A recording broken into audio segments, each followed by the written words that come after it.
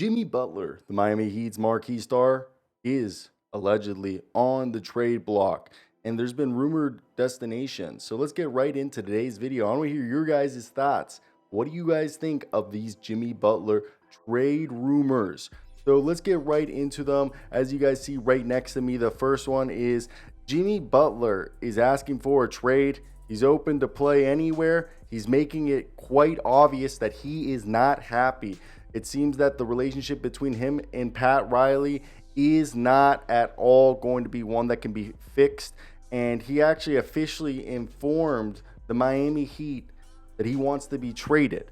So, with that being said, as we go through the trades that we put together, I want to hear your guys' thoughts because the Heat wanted to let Jimmy Butler go into free agency as they want the cap's flexibility. These are reports coming from ESPN as well as Ira Winderman of the Sun Sentinel. And the Heat ended up suspending Jimmy Butler as his conduct and was deemed detrimental to the team.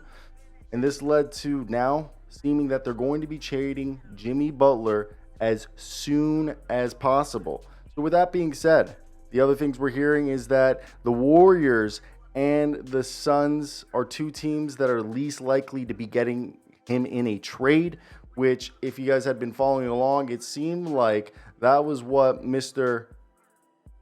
Jimmy Butler wanted to go to the Warriors, maybe the Suns, but the Heat don't want Bradley Beal and they don't want money back. So let's get right into it. Of course, we're going to start with the Golden State Warriors because I think it just makes the most sense. Let's get this one out of the way for all of you guys who, are Warriors fans or like, okay, we need to address this. I'm just going to go ahead and say it head on that a deal either would look something along the lines of this, which the first deal, as you guys see, Jimmy Butler, Alec Burks, Andrew Wiggins, Jonathan Kuminga, Kevon Looney, Kyle Anderson, and a first-round pick. Butler's would be, they want an all-NBA player next to Curry and Draymond Green. Yes, you're giving up Kuminga. In this case, it's because they don't want to pay Kuminga, and they might not have faith that he becomes the guy that he hopes to come. And then Kevon Looney is an expiring contract. I really think this one, if the deal were to go through, I don't think this is the one that would likely happen.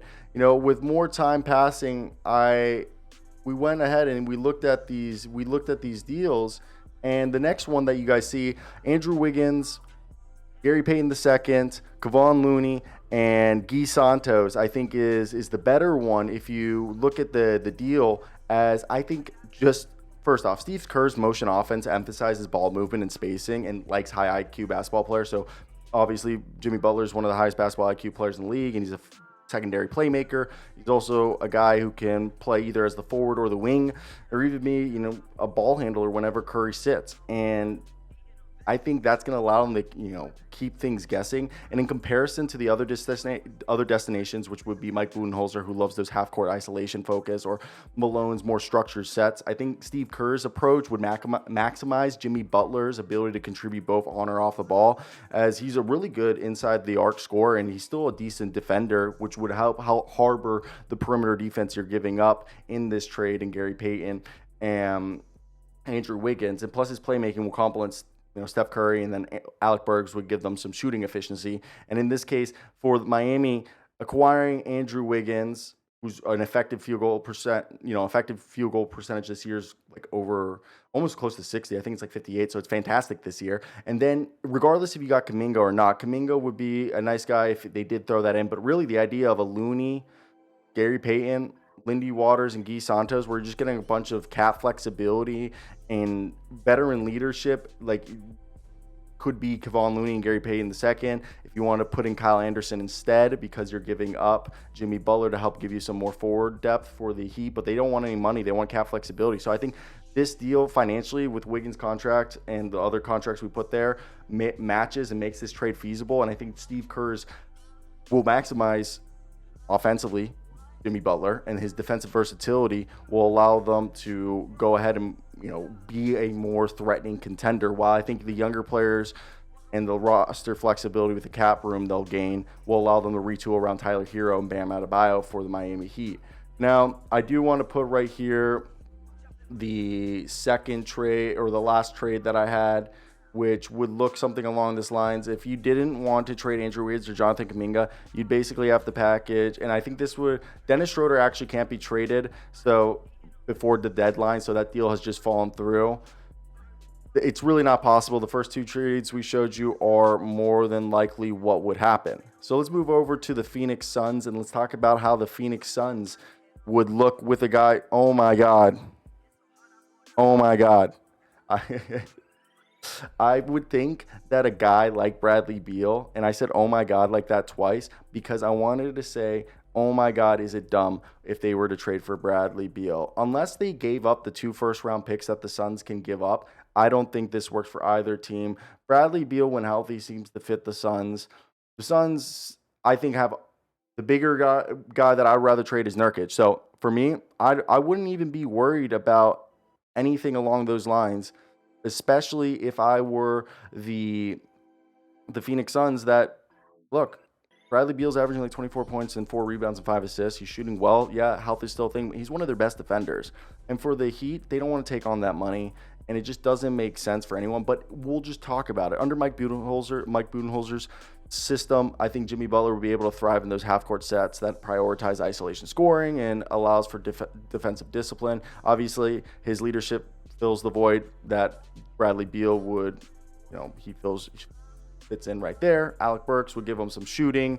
And I think Miami, again, gains a proven two-way player scorer who does have some availability problems, but he fits into the Miami culture. He's a great three-point shooter. He fits next to Tyler Hero and Bam Adebayo and Jaime Jaquez and the rest of the guys. So I think, plus the draft assets would be long-term flexibility. I just think Mike Budenholzer would value the ability to execute with Jimmy Butler in high-pressure situations. And for Spoelstra, Beal would give him a complementary score while maintaining competitiveness, and his deal finishes rather sooner than later. Even though they would have 2 more years, it wouldn't be that big of a detriment, in my opinion, as some people would make it seem. Now, let's talk about the Denver Nuggets. What would this deal look like? I think this is one of the more interesting ones. This would be a Jimmy Butler, Alec Burks to the Nuggets, Michael Porter Jr., Marvin Bagley, and Pat Baldwin to the Heat.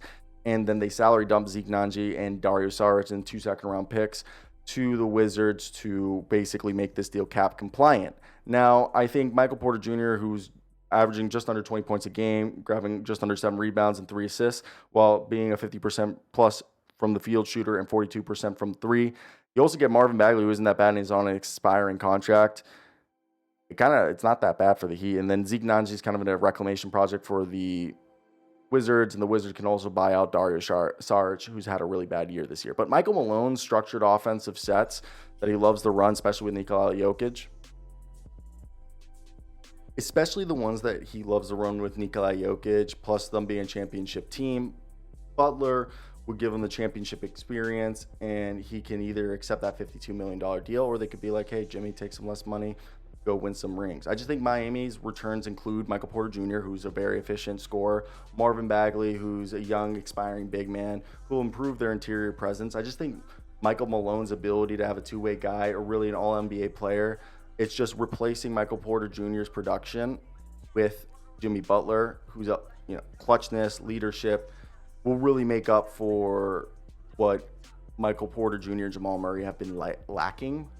I think Aaron Gordon and Jamal Murray playing with Jimmy Butler will allow them to, get better. And then Miami's able to leverage Michael Porter Jr.'s offensive upside to maintain competitiveness while they retool. And he kind of fits next to Bam Adebayo, Duncan Robinson, Jaime Jaquez, and Mr. Tyler Hero and Terry Rozier. So I just think, when you look at that, it does make sense. Now, this one has not been reported, and this is really more off of my own speculation. And it's because this guy, as much as I love DeMar DeRozan, I think the fit has definitely been questionable. I also find it super interesting that now I'm brighter. Earlier, I wasn't as bright, but I think the fit has been questionable, and defense is what they need, and Jimmy Butler would address that. So in this deal, Jimmy Butler plus Kevin Herter and Trey Lyles, who they've been shopping around, an unprotected 2026 first-round pick, and DeMar DeRozan, who's actually on a pretty efficient contract, and he actually fits the Heat culture. DeMar's averaging 20, 4.5, and 4.5 rebounds, 4 assists, shooting 48% from the field, 32% or 33% from 3. Kevin Herter has a year remaining on his deal, and he's averaging 13.5 points, just under 4 rebounds and 3 assists a night, while shooting 37% from 3. It's really not that bad. While Trey Lyles is averaging 7 and 4. He's a switch big who can be a small ball 5. I just think Doug Christie's, who, the interim head coach who could become the next coach, who has a defensive mentality, who loves defensive accountability, and is trying to take advantage of the transition offense. I think finding a guy in Jimmy Butler who will be the leader, he'll keep De'Aaron Fox in town. De'Aaron Fox will probably resign if they bring in a guy like Jimmy Butler, and I think the Kings actually become legitimate championship contenders. Now, Kevin Huerter's elite shooting and Trey Lyles' rebounding and DeMar DeRozan's facilitating and shot-making ability would help Spoelstra gain a veteran presence and, have some youth assets in terms of the draft pick, as well as Kevin Huerter still on the younger side to bolster their depth. I just think Doug Christie's emphasis on defensive intensity kind of complements Jimmy Butler's two-way ability. So to me, that seems like a match that could really work out well for a team like the Heat and the Kings. And I think this is the dark horse team. So if we just want to run it back, I think you're looking at a situation that I personally think fit-wise, I've said it, the Warriors are the best, but they're unlikely to do it. I think the next one is the most likely deal, it looks like, is either the Nuggets and then the dark horse of the Kings. While the Suns and the Warriors, with every day that passes, seem less and less likely. So for me, I think when you look at each trade scenario, they're obviously going to give some unique benefits, and the fits depend on what the team's goals and salary cap considerations are. I think the Warriors trade offers some salary relief due to Andrew Wiggins and all the expiring contracts, and Andrew Wiggins obviously being a $20 million smaller cap hit compared to Jimmy Butler's $48 this year, while also giving them that cap flexibility through the expiring contracts, and they could get some draft picks. I think the Suns trade is neutral in cap flexibility, as Bradley Beal's contract closely mirrors Butler's in terms of long-term financial commitment, and the Kings provides the modest cap relief, as DeMar DeRozan, like Andrew Wiggins, is a shorter term. I mean, it's even shorter than Andrew Wiggins, but on a similar, like $20 million cheaper. Plus, they get some, they spread the contract that is Jimmy Butler's across several players. And then the Nuggets trade provides significant flexibility where they could, Michael Porter Jr. does have an escalating contract, but they're able to bring two expirings and Marvin Bagley and Patrick Baldwin, who could both be bought out, or they're just expirings. And I think all scenarios hold merit. I really do think the Nuggets and the Kings trades look like the most balanced win-win for both teams. Obviously, I think the best case is Golden State's for Jimmy Butler, as they gain an immediate defensive and playmaking upgrade to complement Curry and Draymond Green, while Miami would get multiple assets, mix of a young, somewhat young player in a starter in Andrew Wiggins, and then cap flexibility with veteran experience, and just have a soft retooling. Look. With all that being said, I think the clearest path forward is finding a trade that fits everything that the Heat want. So I want to hear you guys' thoughts. What do you guys think of this? Like, comment, and subscribe, and go check out more content like this at hoopshabit.com.